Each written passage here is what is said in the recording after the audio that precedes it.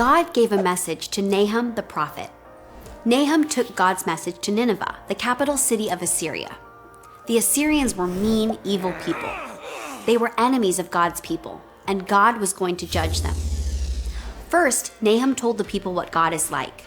God is a jealous God. That means he wants people to worship only him. Only God deserves to be worshipped. When people worship created things, they are saying that those things are like God, but nothing is like God. Nahum said God punishes the guilty, those who do wrong. He is angry with his enemies, and he will judge them. God does not lose his temper. He is patient. He is powerful too. When God comes, he will make the sea and the rivers dry up.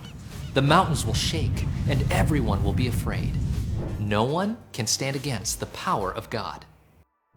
Nahum said the Lord is good. When there is trouble, he is a safe place. He takes care of people who trust in him. But the people of Nineveh did not trust in him. They were God's enemies, and he was going to destroy them. Then Nahum took a message to God's people. The Assyrians are strong and have big armies, but I will defeat them. You have been hurt, but you won't hurt anymore. The Assyrians had power over God's people, but God was going to set his people free. God's message was bad news for Nineveh and good news for the people of God. Peace was coming for God's people. Now they could worship God and obey him freely. Their enemies would be gone.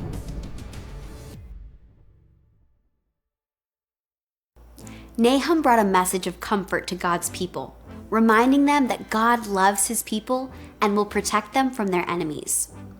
Jesus also brought a message of comfort, salvation, and peace to his people.